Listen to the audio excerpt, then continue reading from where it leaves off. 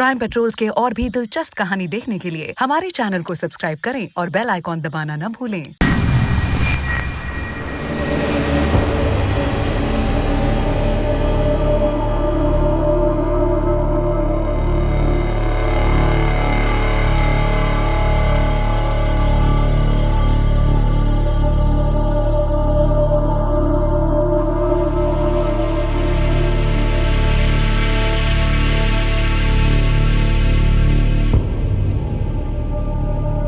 किसी की चीज या अमानत हथियाने के लिए उसकी जान लेने से वो चीज कभी नहीं मिलती।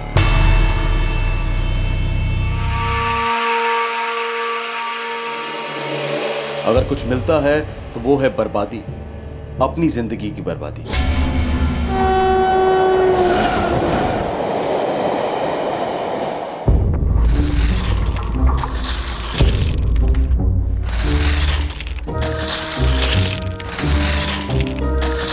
मनोज, मनोज, सुपरिटेंडेंट साहब बुलाए तुम्हें अभी तुरंत। अभी क्या हुआ? अरे हमें क्या पता भैया, बस जल्दी चल। मनोज, तुम्हें ज्वाइन किए पूरे 6 महीने हो गए। बहुत अच्छा काम करते आ रहे हो तुम। जी धन्यवाद सर। तुम्हारे काम को देखकर तुम्हें सीनियर हेल्पर बनाया जा रहा है। प्रमोशन हो रहा है तुम्हारा मनोज। बहुत बहुत धन्यवाद सर। बस ऐसे ही काम करते रहो। लेकिन ये प्रमोशन तुमसे खंडवा छुड़वा देगा। मुंबई जाना होगा, कुर्ला डिवीजन।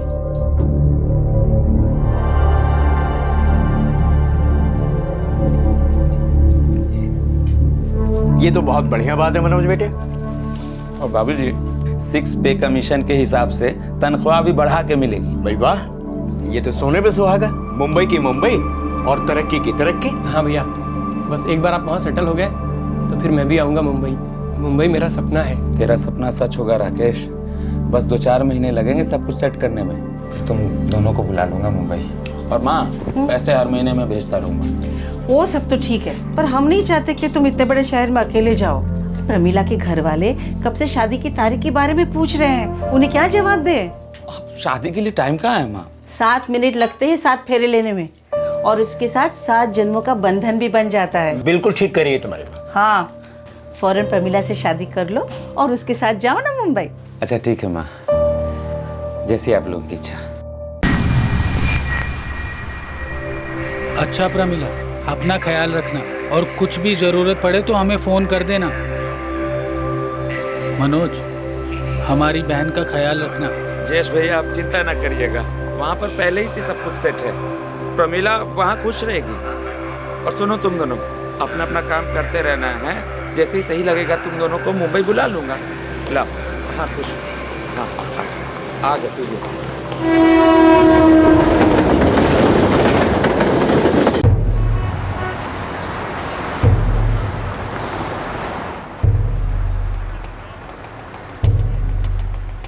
हर बड़ा शहर एक बड़ा कुआं है, जहां हर दिन बढ़ती तादाद में प्यासे पहुंच रहे हैं। ये नौजवान अपने कस्बों और गांव को पीछे छोड़कर आ रहे हैं।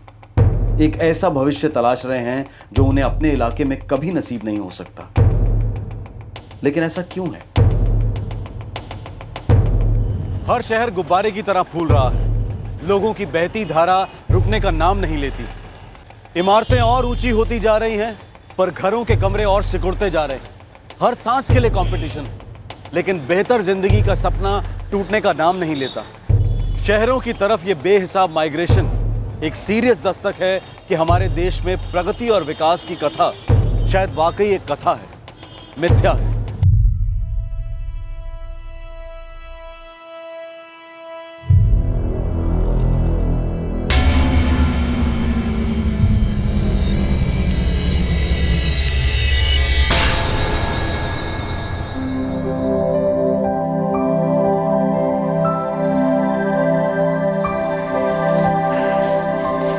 लीजिए जी, भिंडी है आपके पसंद की और साग भी है। यार ये तुम 56 भोग बनाना बंद ही कर दो। आखिरी महीना चल रहा है, बैठा करो ना आराम से। बाहर से कुछ मंगवा लिया करो अपने लिए, और मैं रेलवे कैंटीन में खा लूँ। हे भगवान, ऐसा भी कोई करता है क्या? वैसे माँ का फोन आया था, कह रही थी महू आ जाओ, डिलीवरी वही करेंगे। नहीं, फिर रेलवे में काम करने का क्या फायदा?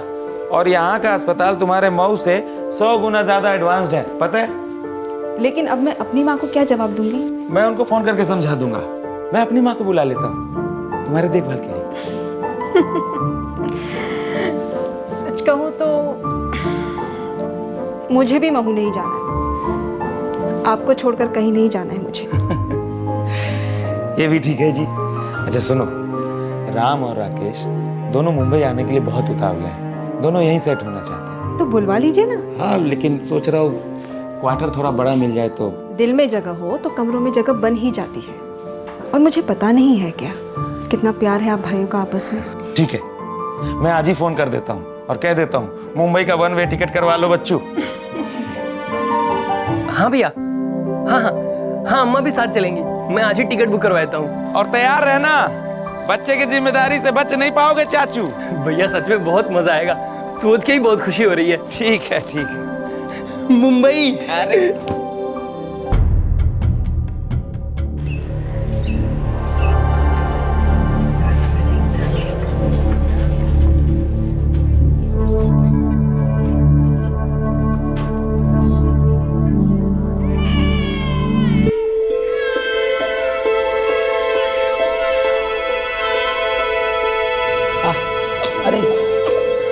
अरे प्रमिला, ये तो बिल्कुल तुम्हारी तरह है, बिल्कुल जीरोक्स। लगता है अब आपका चश्मा लगाने का वक्त आ गया है। अरे यहाँ किसी से भी पूछिए, सब यही कहेंगे कि आप ही की कॉपी है। अच्छा, इसी से पूछ लेते हैं ये कैसा दिखता है। हाँ हैं?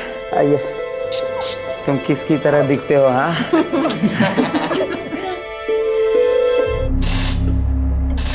राकेश, अरे इस वक्त कोई जगह खाली नहीं है। एक आध तो होगी, मैं कुछ भी काम कर लूंगा, चाहे पार्ट टाइम मजदूरी का ही हो, ये मशीन पोंछने का या यहाँ साफ सफाई का, बस काम की शुरुआत हो जाए। हो जाएगी, शुरुआत हो जाएगी।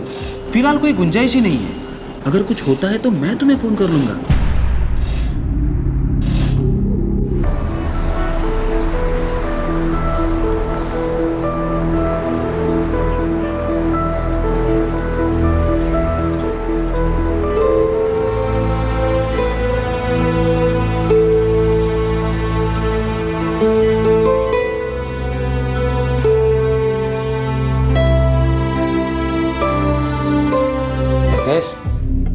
ये रोटी नहीं खाने से काम थोड़ी ना जल्दी मिल जाता है। भैया देखिए ना, मैं भी 1 हफ्ते से हाथ पैर मार रहा हूँ, कुछ काम ही नहीं आता हाथ में। आपको ना राम भैया अपनी पढ़ाई नहीं छोड़नी चाहिए थी। मैं तो कहती हूँ कि आप फिर से अपनी पढ़ाई शुरू कर दो, फिर एक हाथ में डिग्री होगी तो दूसरे हाथ में नौकरी, वो भी पक्की अफसर वाली।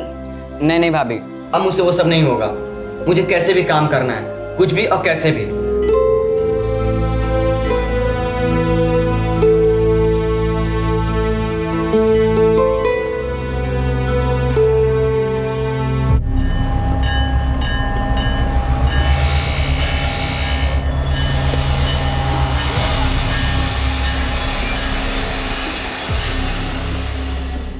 भैया मुझको भी यहीं अपने यार्ड में कोई काम दिलवा दीजिए।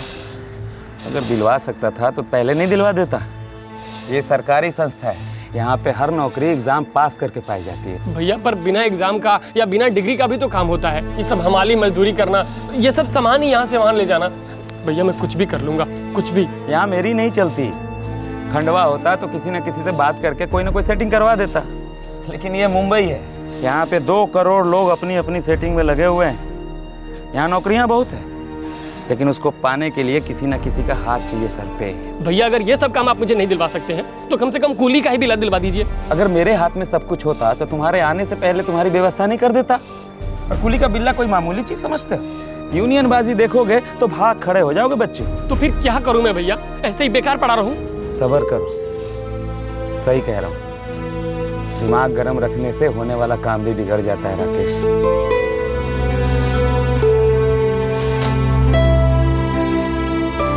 मनोज मुंबई ट्रांसफर पर आया था। उसकी सेंट्रल रेलवे में सीनियर हेल्पर की नौकरी थी, एक तरीके से सिक्योर था। लेकिन उसके दोनों भाई राकेश और राम मुंबई की जॉब मार्केट की भूल भुलैया में खो गए थे। डेली मजदूरी भी डेली बेसिस पर नहीं मिल रही थी। कोई एक फिक्स्ड करियर, कोई एक फिक्स्ड नौकरी दोनों भाइयों से आंख में चोली खेल रही थी। और मुंबई छोड़कर वापस जाने के बारे में ये दोनों सोच भी नहीं रहे थे, जिसकी वजह से फ्रस्ट्रेशन लेवल्स काफी हाई हो गए थे।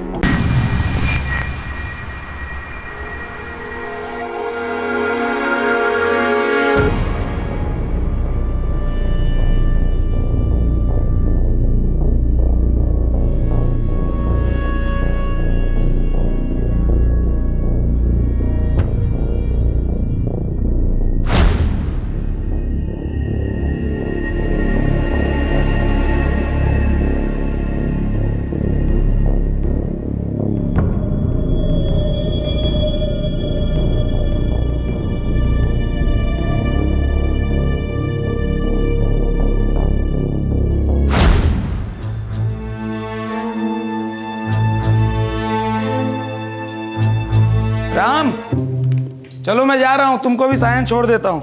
हाँ भैया आया। सुनिए जी, ये कुछ ज़रूरी चीज़ों की लिस्ट है मुन्नी के लिए, आज आते वक्त लेते आइएगा। लेता हूँगा भाई। भैया मैं रेडी हो गया। बेस्ट ऑफ लक राम भैया। थैंक यू भाभी जी। चलिए भैया।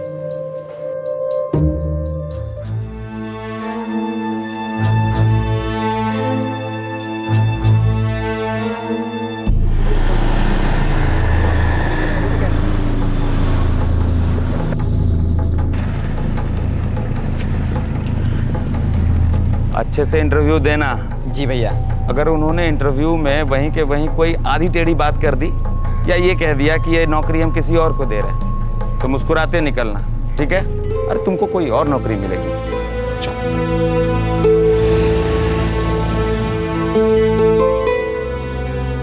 मुंबई में अपने पैर जमाने की जद्दोजहद में जुटे दो भाई राकेश और राम, और उन्हें सपोर्ट कर रहे थे पिता समान संभालने वाले बड़े भाई और मां समान प्यार करने वाली भाभी। दिन आसान नहीं थे, लेकिन धीरे धीरे सुधरने के आसार नजर आ रहे थे। तभी अचानक एक कहर टूट पड़ा। तकदीर ने एक ऐसी पलटी मारी कि जिंदगियां ही बदल गई, हमेशा के लिए।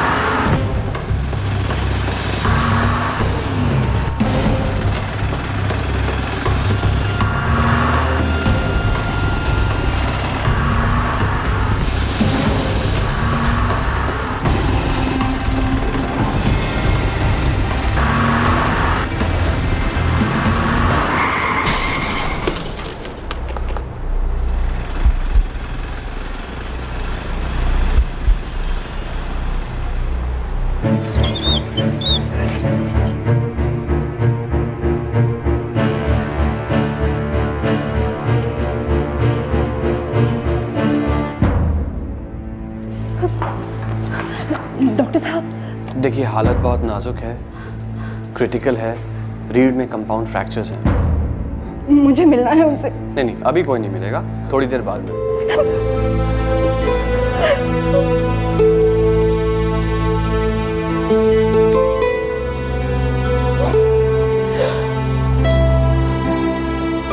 भाभी अब आप घर चले जाइए, हम लोग है ना यहाँ पे, हम लोग सब संभाल लेंगे। जब तक मैं उन्हें देखती नहीं, मैं यहाँ से हिलूंगी नहीं। भाभी जब भैया को होश आ जाएगा तो हम लोग आपको खुद ही बुला लेंगे। रीढ़ की हड्डी काफी बुरी तरह से डैमेज हुई है। वो आप पहले भी बता चुके हैं डॉक्टर साहब, आप बस ये बताइए कि ये ठीक कब तक होंगे। देखिए आपके पति वैसे ठीक हैं और ठीक नहीं भी हैं। मतलब? कमर के नीचे पैरालाइज्ड है। क्या?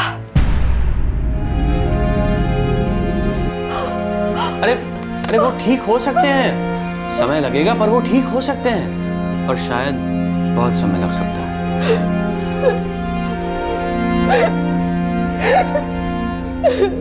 प्रमिला, तुम्हारे पति मनोज की सारे यार्ड में बड़ी इज्जत है। देखो तुम किसी चीज़ की चिंता मत करना, मनोज के इलाज में कुछ खर्च नहीं होने वाला। रेलवे हॉस्पिटल हमारे लोगों के लिए ही तो है। और हाँ, मनोज की तनख्वाह, पूरी की पूरी तनख्वाह महीने के आखिर में तुम्हारे हाथ में पहुंच जाएगी, सब कुछ पहले की तरह। और देखना, देखते ही देखते अपना मनोज फिर से काम पर होगा। धन्यवाद सर। देखो तुम्हें किसी भी चीज़ की ज़रूरत हो, किसी भी तरह की मदद की ज़रूरत हो तो सीधे यार्ड में चले आना, ठीक है? चलता हूँ। नमस्ते।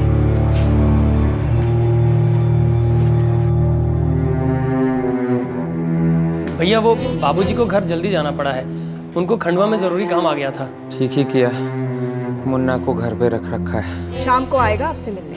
हमारी वजह से तुम्हें बहुत तकलीफ हो रही होगी ना प्रमिला? हाँ, बहुत तकलीफ हो रही है आपकी वजह से। आप भी ना कैसी कैसी बातें करते हैं।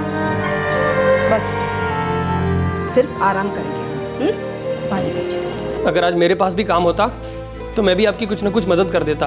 मैं तो यहाँ बोझ बन के रह गया हूँ। क्या राकेश भैया फिर से वही बात कर रहे हैं? राकेश, दोबारा ऐसी बात मत बोलना, ये बोझ वाली बात। थोड़ा बुरा वक्त आ गया है, सब ठीक हो जाएगा। एक बार हम ठीक हो जाए फिर तुम दोनों का मामला फिट कर दूंगा। जोगलेकर साहब हमारे काम से बहुत खुश है। कोई ना कोई जैक भिड़ा देंगे शायद वो। तुम दोनों टेंशन मत लेना, सब ठीक हो जाएगा, सब ठीक हो जाएगा। अरे नहीं, क्या चाहिए? ये अरे वाह,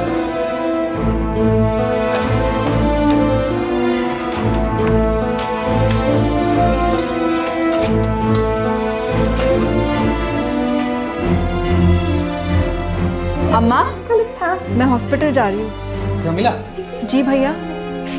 मेरी आज दोपहर की ट्रेन है। घर पर सबको मेरा प्रणाम कहना भैया। ठीक, मना मत करना, रख ले, काम आएंगे। चलती हूँ।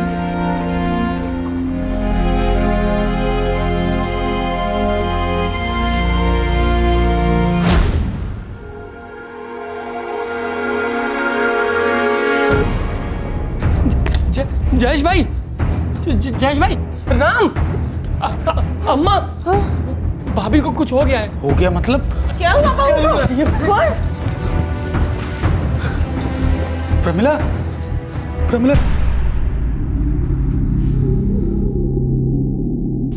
मुझे क्यों घूर रहे हैं? क्या हुआ राकेश, सच बताओ। अरे क्या हुआ का क्या मतलब? मैं टॉयलेट से बाहर आया तो देखा भाभी ऐसे पड़ी हुई थी, फिर जाके मैं आप सबको बाहर लेके आया।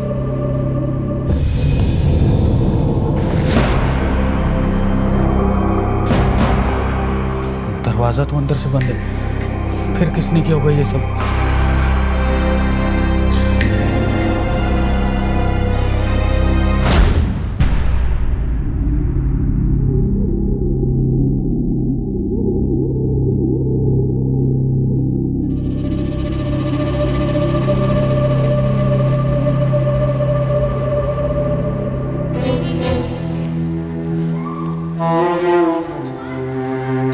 प्रमिला, 4 महीने हो गए, हालत में रत्ती भर भी सुधार नहीं है। कभी कभी सोचता हूँ उस दिन मैं बच क्यों गया, मर जाता तो अच्छा था। भगवान के लिए ऐसा मत बोलिए। डॉक्टर ने कहा है कि थोड़ा सा टाइम लगता है, लेकिन आप फिर से पहले जैसे हो जाएंगे। ये दवाइयों की लिस्ट है, आधे घंटे में चाहिए।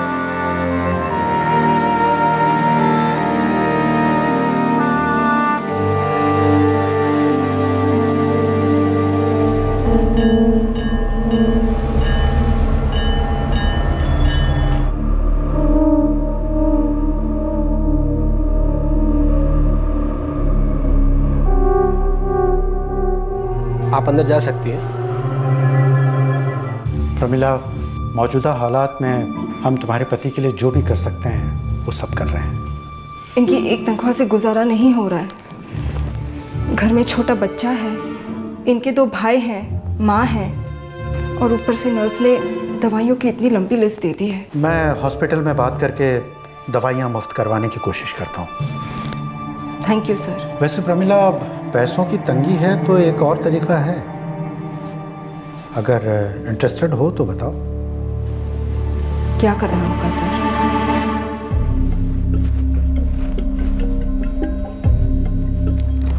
राम भैया, 5 गोलियां देनी है भैया को, और मैंने अलग से सफेद पर्ची में निकाल के रखी है, खाने के बाद देना। ठीक है भाभी।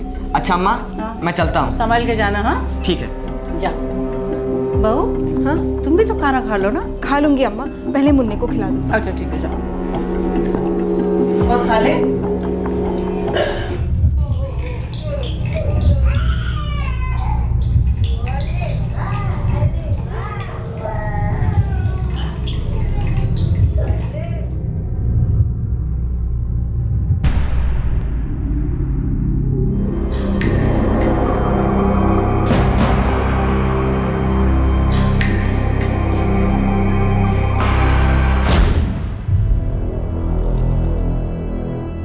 हो सकता है भाभी को रात में कुछ हुआ होगा, कुछ मेंटल शॉक वॉक, और इसलिए उन्होंने आत्महत्या कर लिया होगा। मेरी बहन आत्महत्या कभी नहीं कर सकती।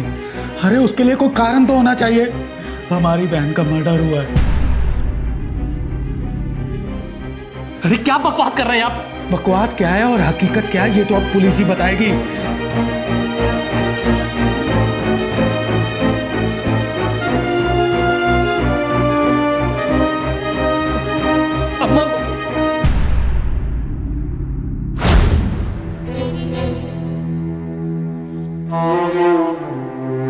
देखिए 8 महीने हो चुके हैं, मनोज की हालत में कोई इम्प्रूवमेंट नहीं हुई। साथ ही पीठ के सहारे लेट लेट कर मनोज की पीठ पर छाले भी पड़ चुके हैं। अब आपको अपने दिल पर पत्थर रखकर ये कबूल करना होगा कि क्या डॉक्टर साहब, मनोज अब ऐसा ही रहेगा और उसके ये पीठ के छाले उसे बहुत तकलीफ देने वाले हैं।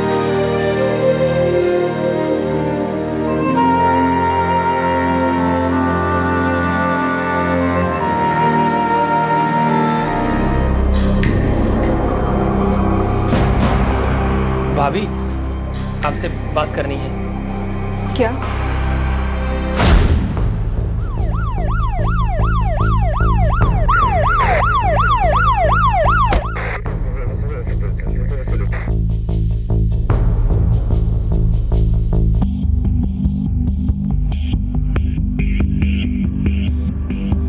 सर दरवाजा अंदर से बंद था। सर जब मैं टॉयलेट से बाहर निकला तो मैंने देखा भाभी यहाँ अजीब ढंग से पड़ी हुई थी। उसके बाद मैंने पास जाके देखा तो मुझे लगा कुछ गड़बड़ है। उसके बाद मैंने सबको जगा दिया और यहाँ लेके आया। सर एक मिनट सर, गड़बड़ तो हुई है, बॉडी को पोस्टमार्टम के लिए भेज दो। आप सबको अभी के अभी पुलिस स्टेशन में हाजिर होना होगा।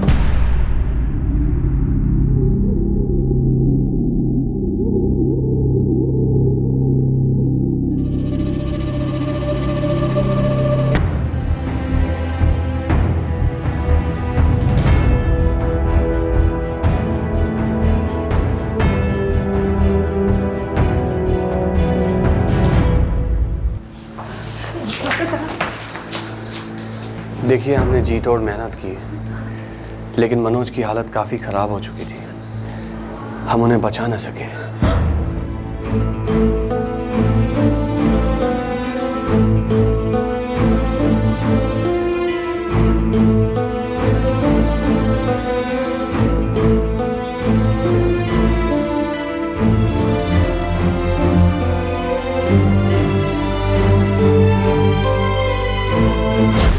ये आदमी झूठ बोल रहा है सर। मुझे तो शक है कि इस आदमी ने ही मेरी बहन का मर्डर किया है। सर ये बकवास कर रहे हैं, पागल हो गए हैं सर ये। सर ये नहीं चाहता था कि मेरी बहन यहाँ रहे, ये चाहता था कि मेरी बहन यहाँ से कहीं दूर चली जाए। जयेश भैया, आपसे बात करनी है। बोलो। भैया, भाभी को लेके वापस घर चले जाइए। ऐसे दुख में रहना और जिंदगी भर तड़पते रहना अच्छा नहीं है। और उनके पास तो पूरी जिंदगी है, उनकी तो दोबारा शादी भी हो सकती है। अच्छा सुझाव है, पर यह समय उचित नहीं है। कुछ दिन बीत जाने दो, और उसके पहले मैं प्रमिला की मर्जी भी जान लेना चाहता हूँ।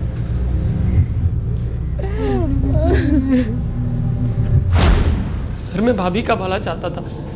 मैं चाहता था दोबारा उनका घर बस जाए, वो फिर से सेटल हो जाए। इसमें क्या गलत है सर? ये आदमी साफ साफ झूठ बोल रहा है सर।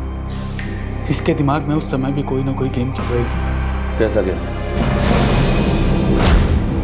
भैया, ये राकेश भैया ठीक नहीं है, गलत इरादे हैं उनके भैया।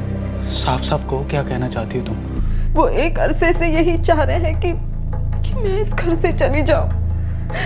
मनोज के जाने के पहले से ही वो इस कोशिश में है भैया। ये क्या कह रही हो तुम? भाभी, आपसे बात करनी है। क्या? अब आप वापस अपने घर चले जाइए। भैया की और मुन्ना की मैं और राम मिलकर देखभाल कर लेंगे। कैसी उटपटांग बातें कर रहे हो राकेश भैया? मैं अपने पति और बच्चे को छोड़कर कैसे जा सकती हूँ? भाभी कैसी बात कर रही हैं आप क्यों नहीं समझ रही हैं? बहुत कठिन और लंबा रास्ता पार करना पड़ेगा, और यहाँ रुक के वैसे भी आप कुछ नहीं कर पाएंगी। राकेश भैया, क्या इरादा है आपका? आप साफ साफ कहते क्यों नहीं कि क्या चाहते हैं आप?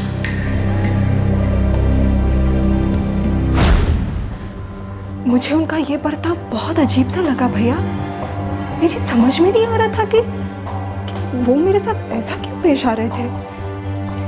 पर आज जब हम मनोज का अंतिम संस्कार करके घर लौटे, तब सब कुछ साफ साफ नजर आ गया भैया।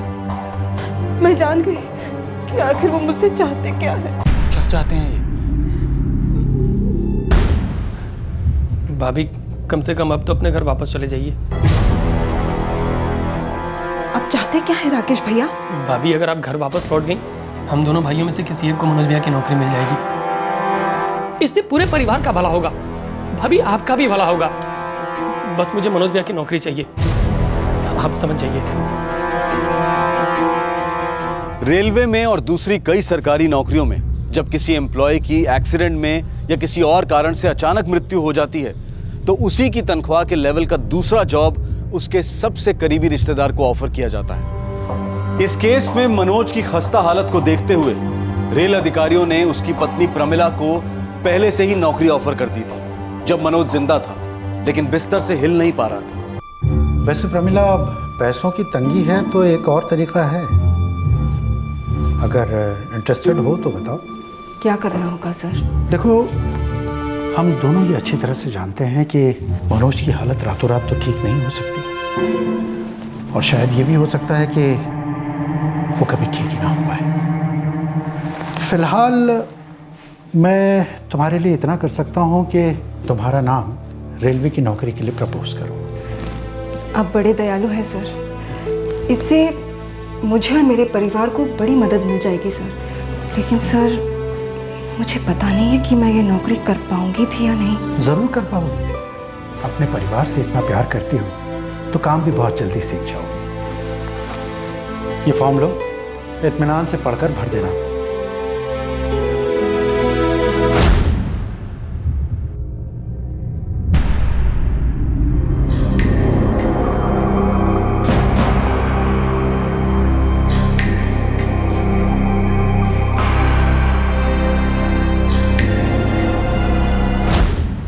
स्वार्थी पत्थर दिल आदमी है वो। मनोज ने उनके लिए क्या कुछ नहीं किया भैया, और आज वो मेरे और मनोज के बच्चे की परवाह तक नहीं कर रहे हैं, सीधे उनकी नौकरी को हड़पना चाहता है। भैया भैया मैं कहाँ जाऊंगी? मुन्ने की परवरिश कैसे होगी भैया? और मैं नहीं चाहती कि मेरा और मनोज का बच्चा किसी की भी मेहरबानी पर पले पड़े। ऐसा कुछ भी नहीं होगा, तू बेझिझक होके वो नौकरी शुरू कर दे। और देख, तेरा भाई है ना तेरे साथ, तुझ पे और मुन्ना पे मैं कभी कोई आंच नहीं आने दूंगा। अपने भाई की नौकरी पाने के लिए इसने मेरी बहन का मर्डर कर दिया। वो नौकरी तो उसे पहले ही मिल चुकी थी, और ये सब इससे बर्दाश्त नहीं हुआ सर। इसके मन में लालच आ गया सर, और अब ये बार बार यही बात साबित करने पे तुला हुआ है कि मेरी बहन ने सुसाइड किया था। ये तो सर, ये आदमी क्रिमिनल है। सर, जयेश भाई बकवास कर रहे हैं, न सबूत न कुछ। मैं अपनी भाभी की हत्या क्यों करूंगा सर? एक मामूली नौकरी के लिए मैं अपनी जिंदगी क्यों बर्बाद करूंगा? आप खुद सोचिए सर, घर अंदर से बंद था जिसमें मेरे पकड़े जाने की पूरी संभावना थी, और सर ऐसी स्थिति में मैं ये कांड करूंगा? आप समझ रहे हैं ना सर?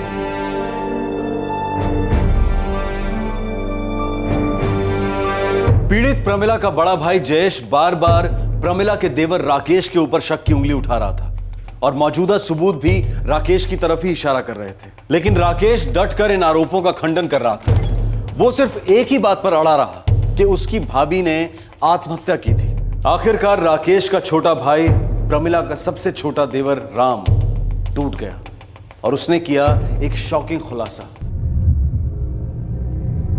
राम, तुम्हारे भाई मनोज ने तुम सबकी जिंदगी बेहतर बनाने के लिए खूब मेहनत की। उनके जाने के बाद तुम्हारी प्रमिला भाभी ने तुम्हें माँ का प्यार दिया। उनके कंधों पर एक नन्ही सी जान की जिम्मेदारी थी। तुम्हें लगता है उन्होंने सुसाइड किया होगा? राकेश भी और मैंने भाभी को खूब समझाने की कोशिश की कि वो अकेले शहर में ये नौकरी वोकरी करके मुन्ना को नहीं बड़ा कर पाएंगे। ये शहर गीत की तरह नोच नोच कर खा जाएगा दोनों को, मगर हमारी बातें भी सुनती दो। भाभी, मैं और राम 1 साल से नौकरी के चक्कर में धक्के खा रहे हैं। बस यही एक चांस मिला है।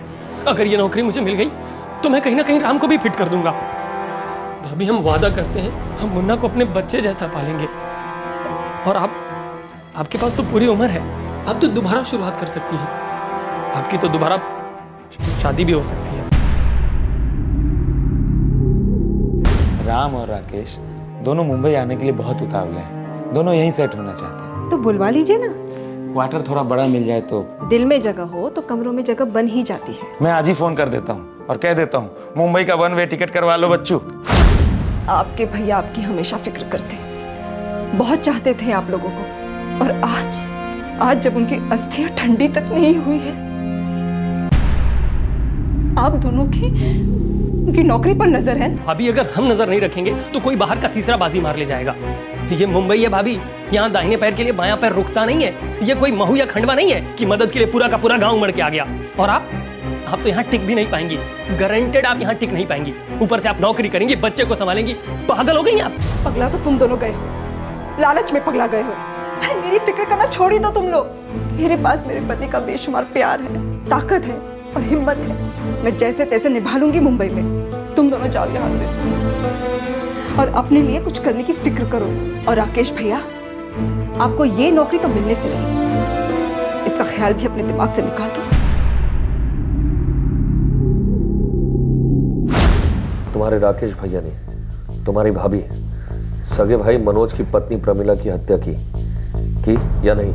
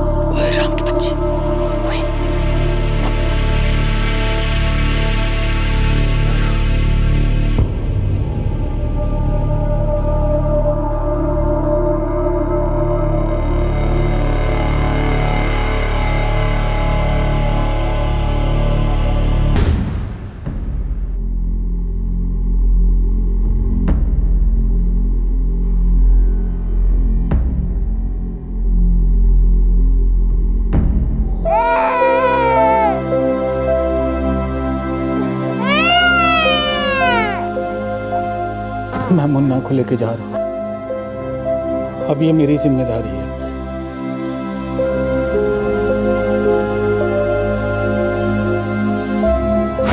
बस 2-4 महीने लगेंगे सब कुछ सेट करने में, फिर तुम दोनों को बुला लूंगा और माँ हर महीने पैसे मैं भेजता रहूंगा।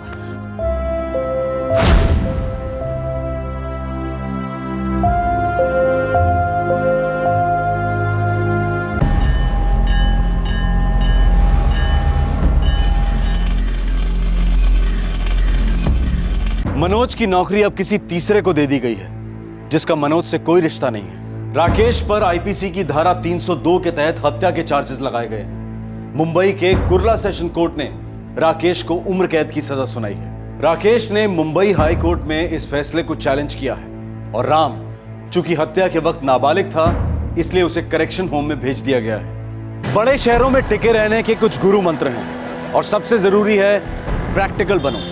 यहाँ कुछ भी हो जाए कुछ फर्क नहीं पड़ता, बस आपको सरवाइव करना है। सारे देश से लोग सिर्फ 2-4 महानगरों की तरफ ही क्यों निकल पड़ते हैं? क्या भविष्य सुधारने के लिए इनके अलावा और दूसरा कोई साधन नहीं है, कोई विकल्प नहीं है? शहरवासी जब किसी खूबसूरत कस्बे या गांव में जाते हैं तो खुली हवा में सांस लेते हुए उनके होठों से ये बात निकल ही जाती है, वाह, इसे कहते हैं असली जिंदगी। और इसके बिल्कुल विपरीत हजारों लाखों गांववासी इस बात में दृढ़ विश्वास रखते हैं कि अगर जिंदगी में कुछ करना है, कुछ बनना है तो शहर जाना होगा।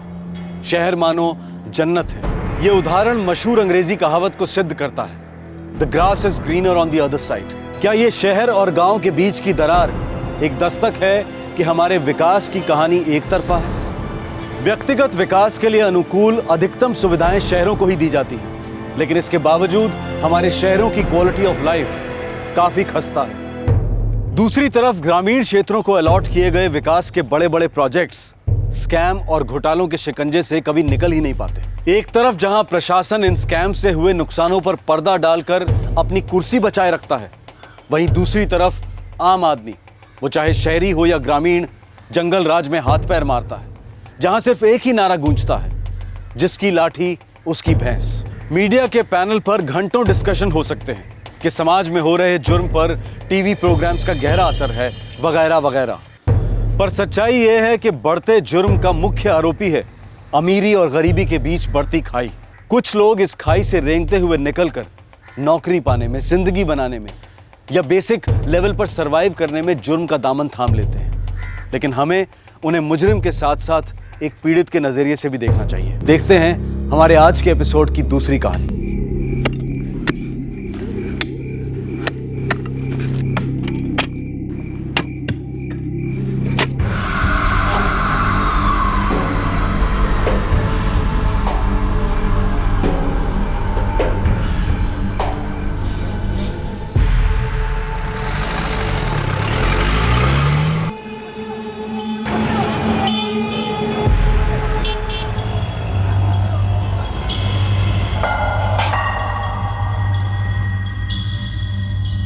सात 700 ग्राम है। 18 लाख तक तो मिलेगा। लेकिन बिल तो नहीं है ना तुम्हारे पास? कुछ सोच समझ कर बोलो। अभी मार्केट में इसका 18 लाख मिलेगा, मानता हूँ, लेकिन बिना बिल का 18 लाख कोई नहीं देगा। देखो जितने में जाएगा उतने में जाएगा, करो कुछ। अभी 3 लाख दूंगा, फिर बाद में देखते हैं, जब बिके जितना बिके। ठीक है चलेगा। बिना बिल का माल है तो मेरा कमीशन 10% की जगह 20% होगा। हाँ वो भी चलेगा, पहले ग्राहक तो खड़ा करो। हाँ वो हो जाए। ये तुम्हारा 3 पेटी है। एक 700 ग्राम का गोल्ड बार, मार्केट वैल्यू 18 लाख रुपए। लेकिन ये सोना गैर कानूनी था, इसका कोई बिल नहीं था। आखिरकार ये सोना आया कहां से था? क्या ये स्मगलिंग का माल था? क्या इस पर किसी के खून के निशान थे? कई सवाल दस्तक दे रहे थे कि इस सोने में कुछ खोटा है।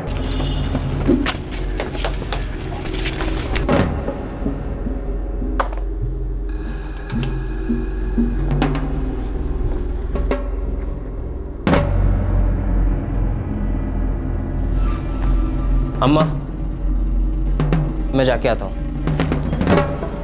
तू अचानक कहाँ चल दिया? वो फैक्ट्री में थोड़ा काम याद आ गया, जल्दी लौटूंगा।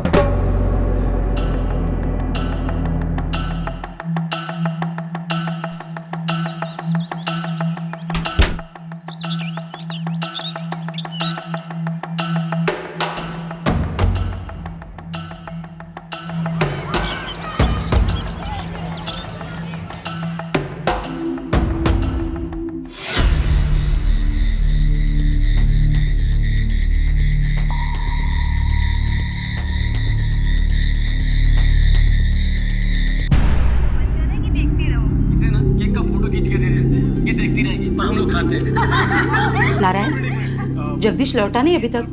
बोला था जल्दी आऊंगा, जरा देखना बेटा। तुम भी क्या अम्मा, काम में होंगे भैया, आ जाएंगे। अरे छुट्टी के दिन भी ऐसा क्या काम आ गया उससे? तुम भी ना अम्मा। ये ले यहाँ पड़ा है। आपके द्वारा डायल किया गया नंबर स्विच ऑफ है। काम में है। कैसे पता चला? फोन स्विच ऑफ है अम्मा।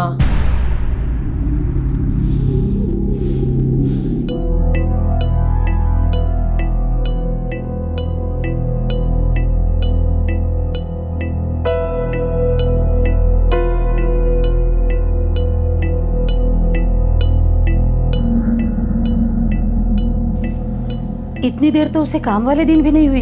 आज हुई होगी, घर को सर पर क्यों उठा रही हो? आ जाएंगे भैया। तू जरा देख तो, या मैं उसकी फैक्ट्री पे जाऊं?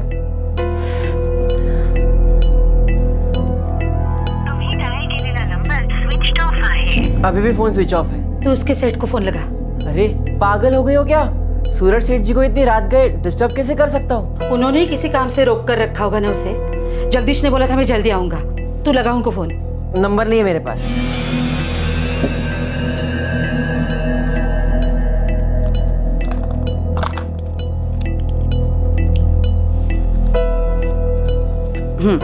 ये ले नंबर, फोन लगा।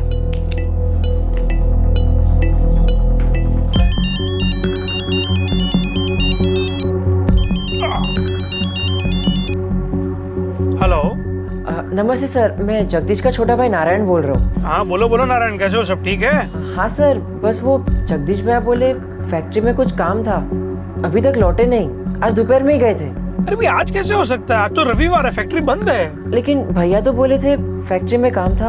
अच्छा देखो, शायद हो सकता है मेरा जो पार्टनर है ना महेश, उसने बुलवाया हो। हाँ?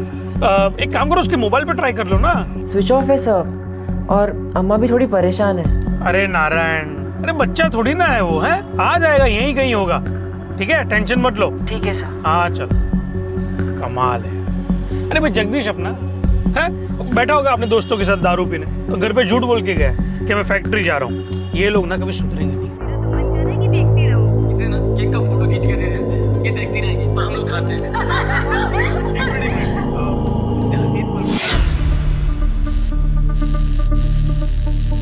नहीं यार, ये क्या तरीका है यार, मतलब कोई बात हो गई तब से खड़े हैं यहाँ पे, इतना टाइम हो गया यार। 9 बजने वाला है, अभी तक जगदीश भाई नहीं आए।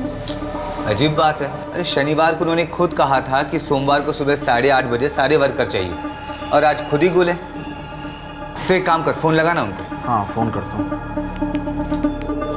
यार, 8:30 बजे बोल रहा हूँ। आपके द्वारा डायल किया गया नंबर तो स्विच ऑफ आ रहा है उनका। तो एक काम कर, सेठ को फोन लगा और बता दे हम सारे वर्कर 8:30 बजे यहाँ आ चुके हैं और अभी तक जगदीश भाई नहीं आए, ठीक है? और आज तो यार 10-10 सेट तैयार करने, क्या होगा उसका? पूछ ले, पहले बात कर ले। हेलो सेठ, मैं दिनेश कारीगर बोल रहा हूँ। हाँ बोलो दिनेश। सेठ, अभी तक जगदीश भाई नहीं आए, यहाँ ताला लगा हुआ है। आज तो बहुत काम है सेठ। यार इसको हो क्या गया है? अच्छा ठीक है, तो एक काम करो, तुम वहाँ रुको, मैं 10 मिनट में पहुँच रहा हूँ। ठीक है सेठ। आपके द्वारा डायल किया गया नंबर स्विच ऑफ है।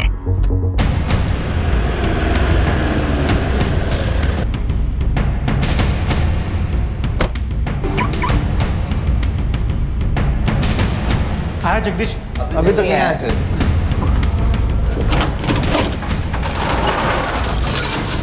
फटाफट काम शुरू कर दो सब लोग।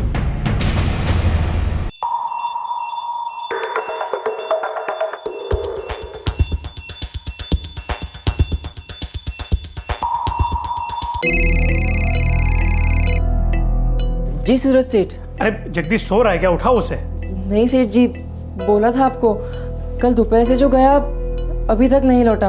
अच्छा ठीक है, वो जैसे ही घर आएगा ना उसे बोलो मुझे तुरंत फोन करे। जी सेठ जी। कुछ पता चला?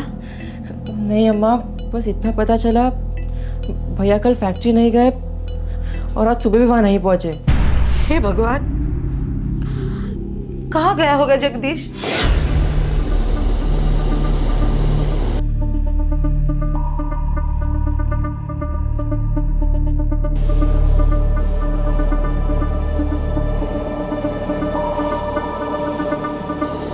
आपके द्वारा डायल किया गया नंबर स्विच ऑफ है।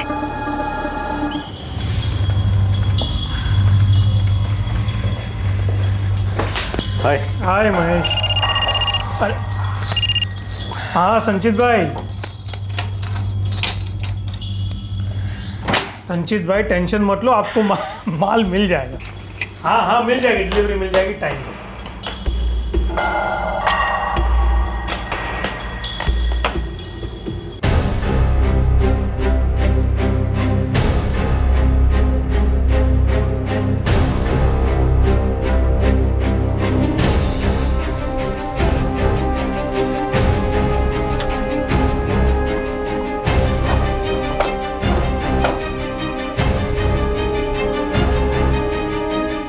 तीन दो 5, ये तो सिर्फ 5 ही है।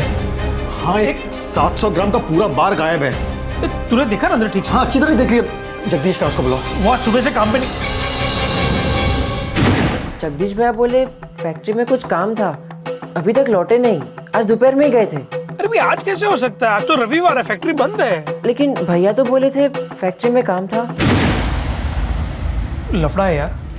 क्या लफड़ा सूरज? जगदीश कल दोपहर से गायब है। ये क्या कह रहे हो तुम? 5 अगस्त 2012 की दोपहर को मुंबई के दहीसर वेस्ट इलाके से सोने का एक कारीगर जगदीश रावत गायब हो गया। इतवार का दिन था, ज्वेलरी यूनिट बंद थी। सोमवार 6 अगस्त 2012 की सुबह उस यूनिट के 2 पार्टनर्स सूरज खीमजी और महेश खंडेलवाल ने पाया कि उनके लॉकर से एक 700 ग्राम का गोल्ड बार मिसिंग है। गोल्ड बार और जगदीश, क्या इन दोनों के गायब होने के पीछे कोई कनेक्शन था? सर, इस जगदीश रावत का मोबाइल तो अभी भी स्विच ऑफ ही दिखा रहा है। इस जगदीश की लॉकर तक एंट्री थी? जी वो काफी भरोसे वाला है। पिछले 4 साल से मेरे साथ काम कर रहा है सर, कभी इधर का उधर नहीं। और इतना भरोसा था सर कि हम दोनों के अलावा एक वही है जो मेरे लॉकर को छू सकता है। देखिए सर, 6 महीने पहले जब मैंने और सूरज ने पार्टनरशिप शुरू की थी तब सिर्फ जगदीश के साथ ही शुरू की थी। आपने बताया था जगदीश ने आपको बताया था कि किसी काम से वो फैक्ट्री जा रहा है? हाँ ऐसा ही कहा था जगदीश ने। अम्मा, मैं जाके आता हूँ। तू अचानक कहाँ चल दिया? वो फैक्ट्री में थोड़ा काम याद आ गया, जल्दी लौटूंगा। सर ये कैसे पॉसिबल है? रविवार को हमारे वहाँ ज़्यादातर छुट्टी होती है। कभी कोई इमरजेंसी डिलीवरी हो या कोई बड़ा ऑर्डर हो तो ही हम रविवार को यूनिट खुला रखते हैं, बाकी तो छुट्टी होती है सर। तो रविवार को कोई इमरजेंसी डिलीवरी थी? सोमवार की थी सर, लेकिन जगदीश ने सामने से कहा था कि सेठ रविवार को कारीगर मत बुलाओ, सोमवार शाम तक हम सारा ऑर्डर कंप्लीट कर देंगे। ऐसा सामने से कहा था जगदीश ने आपसे? बिल्कुल सर, उसने कहा था कि सोमवार को सुबह 8:30 बजे मैं सारे कारीगरों को बुला के शाम तक ऑर्डर कंप्लीट कर दूंगा।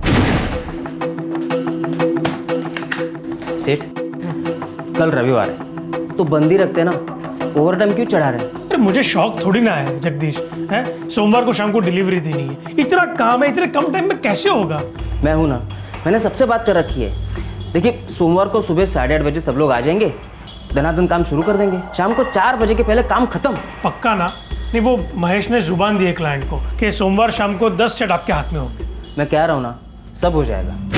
सर जगदीश बहुत जिम्मेदारी के साथ अपना काम करता था, ज्वेलरी कटिंग, सेट डिज़ाइन करना वगैरह सब कुछ बहुत अच्छी तरह करता था। हम बहुत भरोसा करते हैं सर उस पर। 700 ग्राम सोना गायब होने के बाद भी आप भरोसा करते हैं उस पर? साहब मेरा बेटा वैसा नहीं है, हम कारीगर जात के लोग हैं साहब, चोर नहीं है।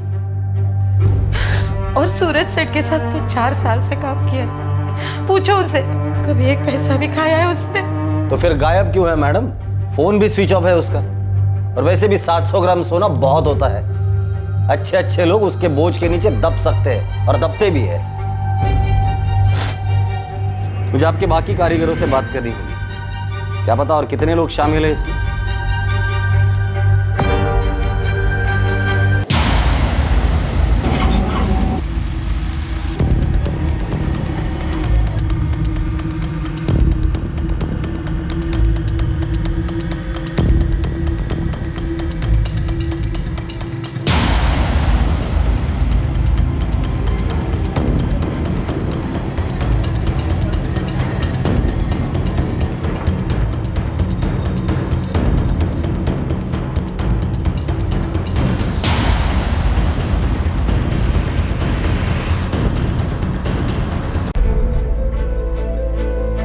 फोन अभी भी स्विच ऑफ आ रहा है अम्मा।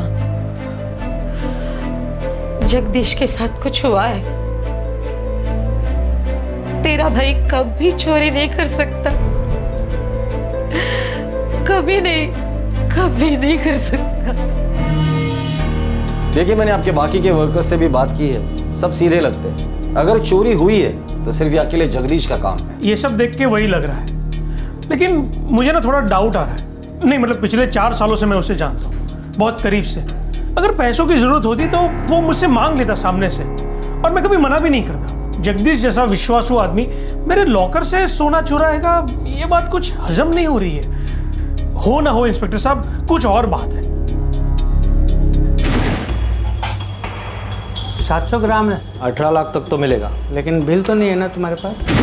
देखिए सूरज सेठ, चोरी तो हुई है, 18 लाख का सोना आपके लॉकर से चुराया गया है।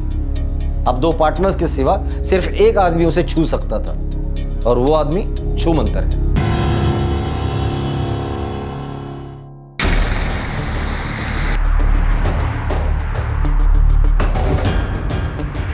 सर वहाँ पे इतने सारे ज्वेलरी सेट्स थे, 6 गोल्ड बार भी था, फिर उसने एक ही क्यों चुराया? पाटिल उसे पता था एक से ज्यादा उसके लिए भारी पड़ सकता है, उसकी लालच सिर्फ 18 लाख तक की थी। सर ये भी तो हो सकता है कि उसकी लालच किसी और की थी और ये बस एक मोहरा था। महेश यार, आई एम रियली सॉरी यार। नहीं सूरज, तुम क्यों सॉरी बोल रहे हो? तुम और मैं तो सपने में भी नहीं सोच सकते थे कि तेरा 4 साल पुराना सबसे वफादार कारीगर ऐसा करेगा। पता नहीं उसने ऐसा किया क्यों। नारायण सच सच बोल, जगदीश ने कभी तुझसे कुछ बात की थी? कुछ भी? क्या अम्मा, थोड़ी देर पहले बोल रहे थे कि भैया ऐसा कभी नहीं कर सकते, और अभी तू भी उन लोग जैसे सोच रही है। देख ये तो कोई जवाब नहीं हुआ, तू सच सच बता। अभी लिख के दूं? बोला ना नहीं, कुछ नहीं बोला। मनीषा को तो बोला होगा, जरूर बोला होगा।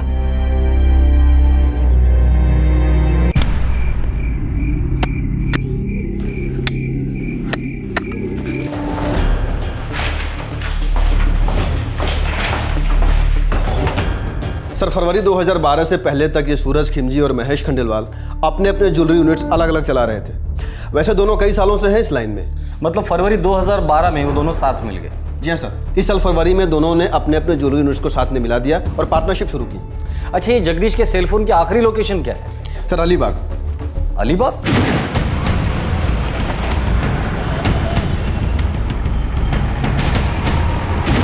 5 अगस्त को रात 9:30 बजे उसका सेलफोन अलीबाग में स्विच ऑफ हुआ और तब से वैसा ही है।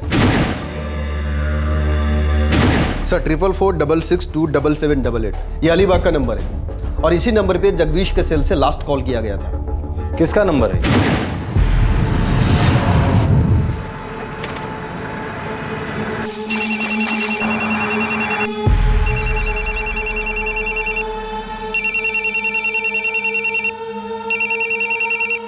हाँ जगदीश। मनीषा, मैं अलीबाग आ रहा हूँ। क्यों, क्या हुआ?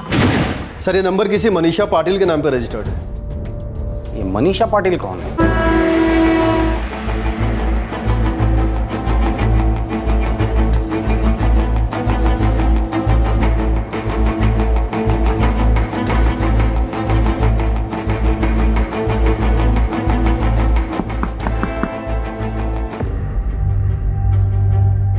मनीषा पाटिल कौन है? वो जगदीश की मंगेतर है। अलीबाग में रहती है, कुरुल गांव। जगदीश की आखिरी बात उसी से हुई थी। लेकिन जगदीश भाई तो उनसे मिले ही नहीं। मेरी बात हुई मनीषा भाभी से।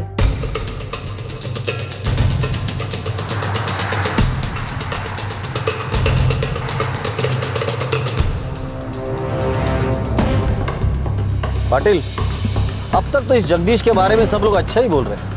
पिछले 4 साल से सूरज खिमजी के यहाँ पूरी ईमानदारी से अपनी जिम्मेदारी निभा रहा था, पर अचानक ये चोरी करने की बुद्धि उसे आई तो आई कहाँ से? उसकी मंगेतर मनीषा का क्या रोल है इसमें? और वो उसे मिलने क्यों गया था? सर शायद वो मनीषा पाटिल से मिलने गया ही नहीं था।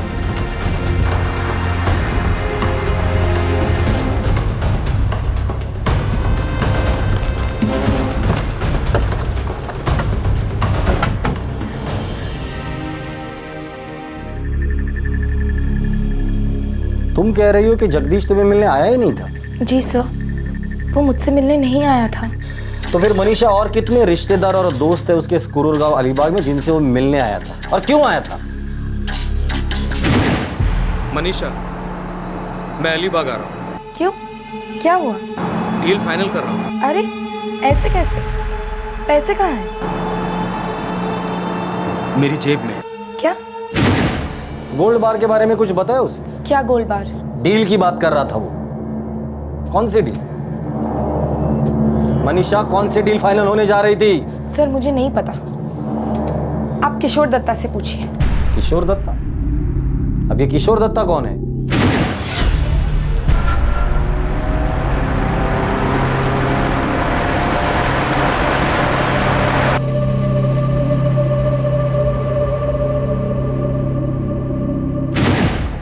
बताओ मनीषा, कौन है ये किशोर दत्ता? तुम्हारे मंगेतर जगदीश और इस किशोर का रिश्ता क्या है? जगदीश पहले यहीं कुरुल गांव में काम करता था। एक ज्वेलरी की फैक्ट्री है यहाँ। और किशोर? किशोर उस यूनिट में इलेक्ट्रिकल काम करता था।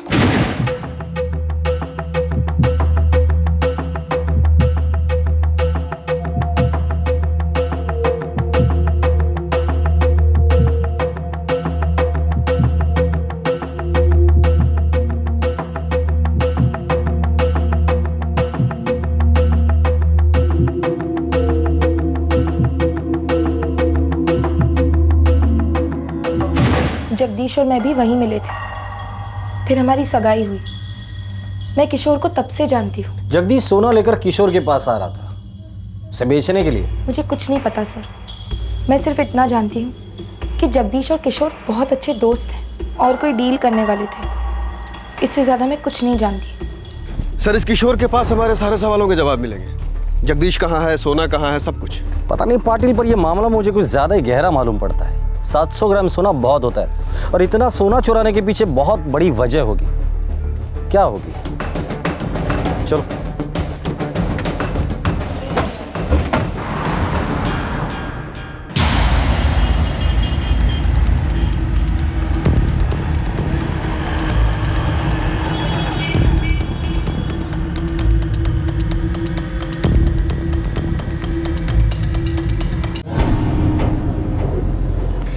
700 ग्राम।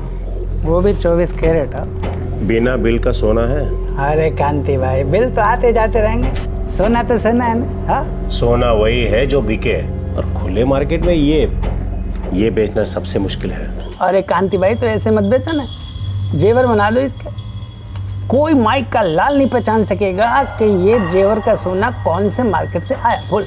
20,000 तोले के हिसाब से 14 लाख रुपए दूंगा, उससे 1 रुपए ज्यादा नहीं। आप भी क्या याद करोगे कांति भाई कि क्या सौदा किया था। 14 पेटी मंजूर नक्की हो।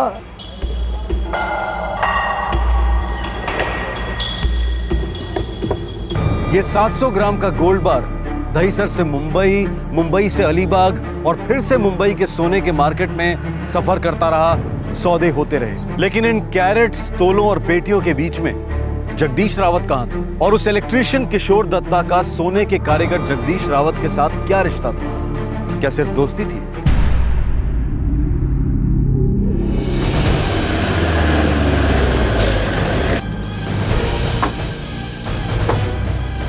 किशोर दत्ता सिर्फ दोस्ती है साहब, बाकी काम वाम उसका वो जाने। मेरा दूर दूर तक कोई लेना देना नहीं है सोने वोने के साथ। 5 अगस्त को जगदीश तुम्हें मिलने आ रहा था। ये 5 अगस्त को? नहीं साहब, मैं नहीं मिला था जगदीश से। हमें पता है 5 अगस्त को जगदीश तुम्हें मिलने आ रहा था। हमें यह भी पता है कि तुम दोनों के बीच में कोई डील होने जा रही थी। वकालतमंदी इसी में है कि सब कुछ साफ साफ बता दे, वरना करंट का ऐसे झटका दूंगा ना तुझे, जिंदगी भर के लिए इलेक्ट्रिक की लाइन भूल जाएगा। साहब मैं कसम खा के कहता हूँ साहब, मैं 5 अगस्त को जगदीश से नहीं मिला था साहब, और ये डील विल के बारे में मुझे सच में कुछ नहीं मालूम साहब। अच्छा छोड़, ये बता सोने के साथ क्या करने वाले थे तुम दोनों? सोना? नहीं नहीं साहब, मुझे ये सोने वोने के बारे में कुछ नहीं मालूम साहब, कसम से।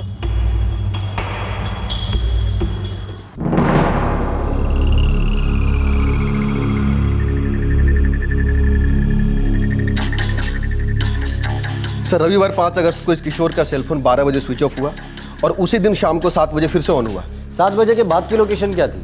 वापले गांव। वापले गांव बोले तो यहाँ से 10 किलोमीटर दूर है। 5 अगस्त को दिन भर कहाँ थे और क्या क्या किया? जल्दी बोल। सर वो रविवार था तो सुबह सुबह थाने गया था अपने दोस्त के यहाँ। अक्खा दिन वहीं पे था, लौटते लौटते लेट हो गया। दोस्त का नाम और पता बोल। दरअसल सर, मैं जब दोस्त के यहाँ गया तो उसके घर पे ताला लगा। उसका मोबाइल नंबर दे।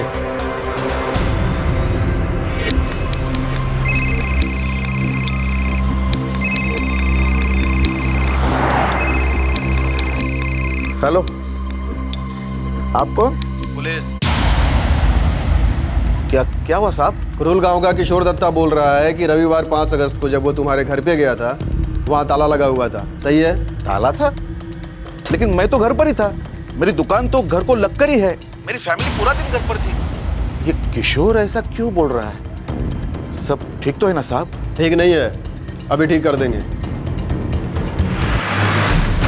पूरा दिन दुकान दुकान दुकान, रविवार हो या त्योहार, ये अपनी दुकान कभी नहीं छोड़ते। 5 अगस्त को किशोर थाने गया था? मुझे नहीं पता, घर से निकले थे दुकान के लिए, बाकी मुझे कुछ नहीं मालूम।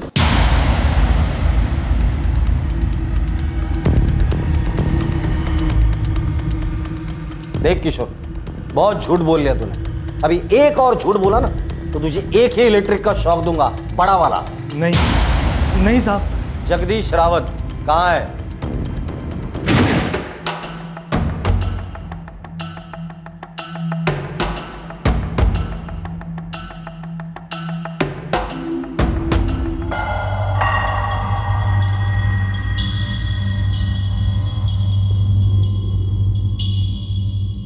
खरा है ना?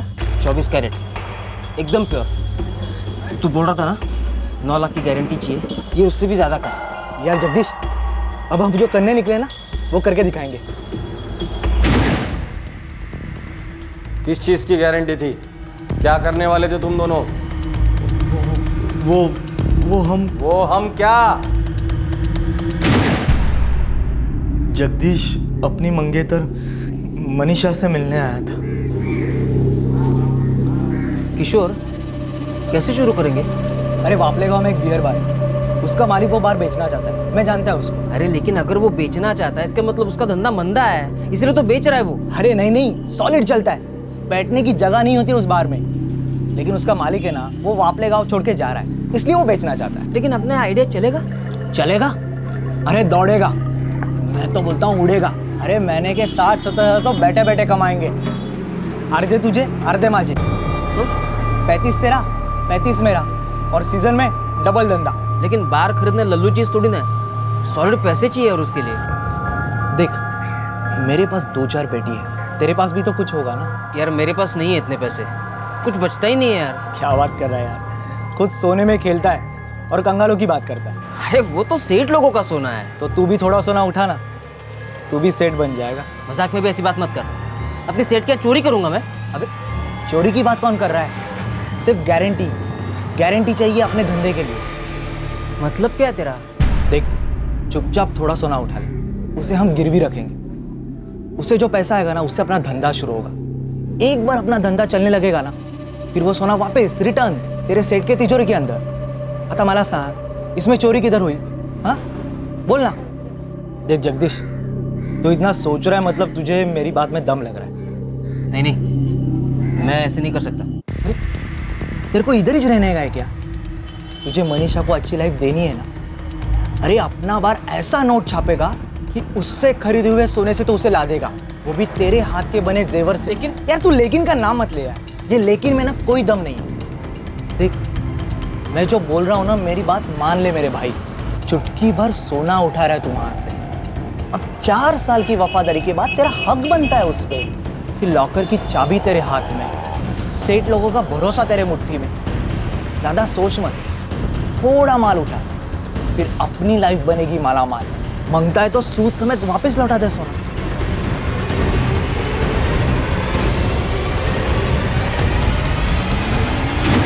तो जगदीश सोना लेकर तुम्हारे पास आया था? जी आया था।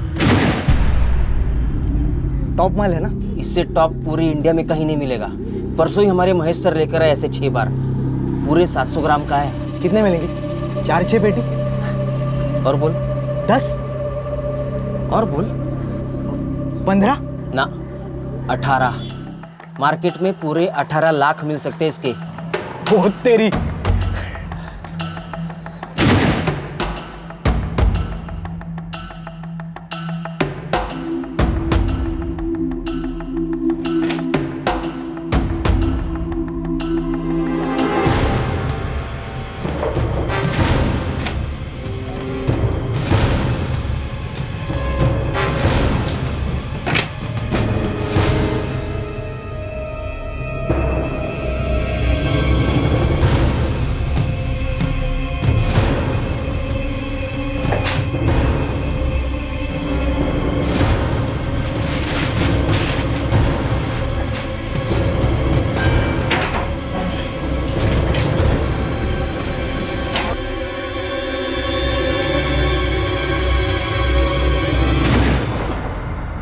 जगदीश रावत कहाँ है?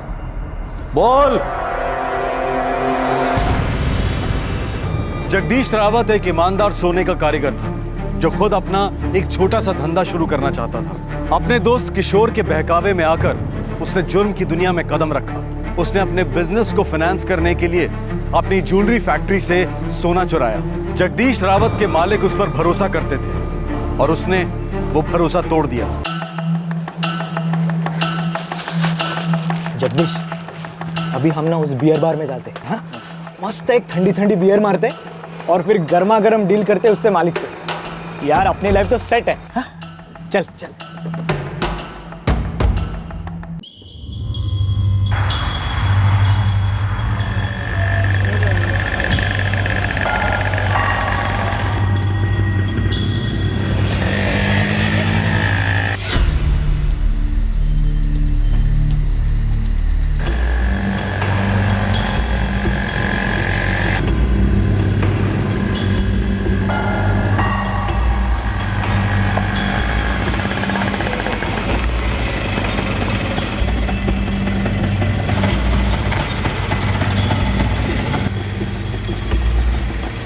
कैसा है?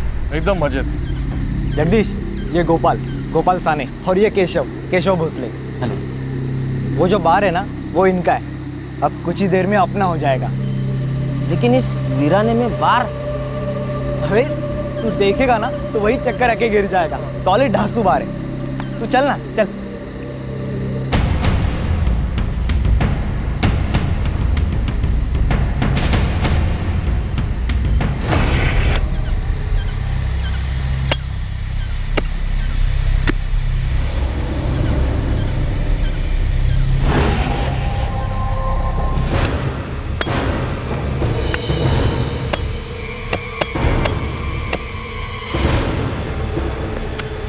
किशोर, अबे क्या मजाक है? यहाँ कहाँ है बार? ये तो जंगल है। अरे जगदीश, थोड़ा सब्र कर यार।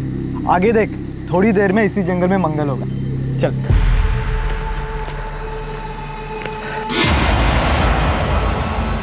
ये क्या है, गड्ढा? ये गड्ढा नहीं है मेरे प्यारे दोस्त, ये बिस्तर है। अब तू यहीं सोए हमेशा के लिए। किशोर, तू ऐसे कैसे कर सकता है? तू मजाक कर रहा है ना? तू मजाक कर रहा है ना? नहीं, सच। हम तुझे इसमें गाड़ने वाले हैं। वो मैं चीटिंग किया तेरे साथ, सोना निकलवाने के लिए। तू ऐसे नहीं कर सकता।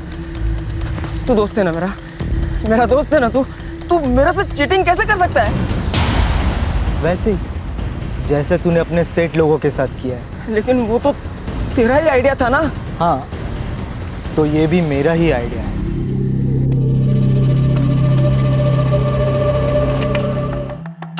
सोना कहाँ है? बेच दिया। किसको? 700 ग्राम है। 18 लाख तक तो मिलेगा इसका। लेकिन बिना बिल का 18 लाख कोई नहीं देगा। अभी 3 लाख दूंगा और फिर देखते हैं बाद में, जब बिके, जितने बिके हो।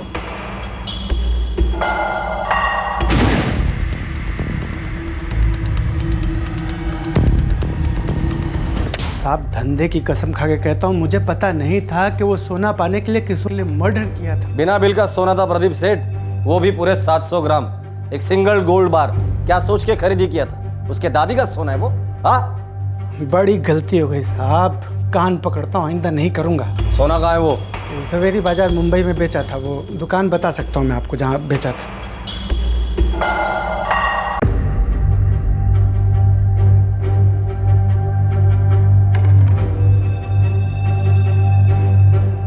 चुराया हुआ सोना हम लोगों ने जवेरी बाजार से रिकवर कर लिया है। Thank God. तो अब ये कि आपको अलीबाग सेशन कोर्ट में उसकी वापसी के लिए एक एप्लीकेशन फाइल करनी पड़ेगी, क्योंकि ये केस वहां दर्ज हुआ है। आप टेंशन मत लीजिए, आपको सोना वापस मिल जाएगा। जितना टेंशन सोना खोने का था, उससे कहीं ज्यादा टेंशन भरोसा खोने का है सर। हम व्यापारियों की वही पूंजी होती है, और एक बार वो पूंजी लुट जाए तो दुनिया की कोई भी कानूनी कोर्ट वो वापस नहीं कर सकती। कितना अच्छा कारीगर है, कितना भरोसेमंद। पता नहीं उसने ऐसा किया क्यों सर। जगदीश, तुम्हें लगता है ऐसा करना सही है? मैं इतना ज्यादा नहीं सोच रहा। देखो, किशोर मेरा बहुत पुराना दोस्त है, हमारा बिजनेस अच्छा ही होगा। तुम अपने सेठ के यहाँ से चोरी करने के बारे में सोच भी कैसे सकते हो जगदीश? चोरी नहीं कर रहा मैं, बस उनका थोड़ा सा सोना इस्तेमाल कर रहा हूँ अपने बिजनेस के लिए। बस जैसे ही हमारा बिजनेस चल पड़ेगा, वैसे उनका सोना उनको वापस लौटा दूंगा मैं। किसी को कुछ पता नहीं चलेगा। और वैसे भी हमारे पास दूसरा कोई चारा नहीं है। समझ रही हो ना तुम?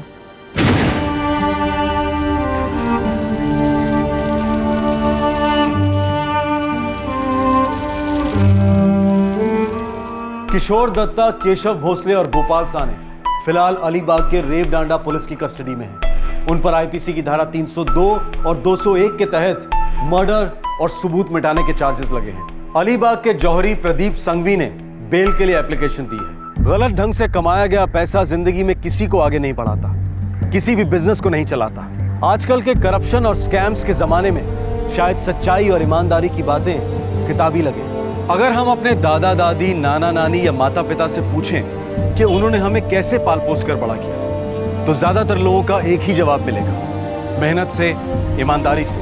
आम आदमी अपने चारों तरफ भ्रष्टाचार की जहरीली चकाचौंध से घिरा है। लेकिन उसके लिए समझदारी इसी में है कि वो अपनी आंखों पर पट्टी बांधकर ईमानदारी और मेहनत से जिंदगी बसर करे। आम आदमी के लिए तरक्की करना कभी आसान नहीं रहा और आगे भी नहीं होगा, क्योंकि उसके पास हर समस्या का आसान हल नहीं है, जैसे कि भ्रष्ट इंसान के पास होता है, जिसे फर्क नहीं पड़ता कि पैसा कहां से आया है। आम आदमी के लिए बिजनेस लोन मिलना पहाड़ चढ़ने से कठिन होगा और अपने बिजनेस को ईमानदारी से चलाना उससे भी बड़ा पहाड़ होगा। और फिर बड़ी बड़ी कॉर्पोरेट कंपनीज के बेशर्मी से भरे लालच के साए में आम आदमी के छोटे छोटे बिजनेसेस चींटियों की तरह कुचल दिए जाएंगे। लेकिन सलाम है उस आम आदमी को जो फिर से खड़ा होने की कोशिश करेगा, लेकिन बेईमानी की बैसाखी कबूल नहीं करेगा। ऐसे मेहनती और सोने के बने आम लोग, मैंगो पीपल, एक देश को खास बनाते हैं, महान बनाते हैं। एक विवाद अक्सर उठता है कि अगर बड़े बड़े लोग बड़ी बड़ी चोरियां कर रहे हैं तो मैं अगर थोड़ी सी सेल्फ हेल्प कर लूं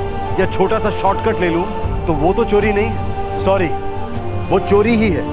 आपके लिए, मेरे लिए, सारे समाज के लिए चोरी की रोटी है और वो कभी हजम नहीं होती, खासकर आम ईमानदार आदमी के पेट में। और यही खासियत है आम आदमी की। आपसे फिर मुलाकात होगी क्राइम पेट्रोल दस्तक में एक और नए केस के साथ। क्राइम पेट्रोल के और भी दिलचस्प कहानी देखने के लिए हमारे चैनल को सब्सक्राइब करें और बेल आइकॉन दबाना न भूलें।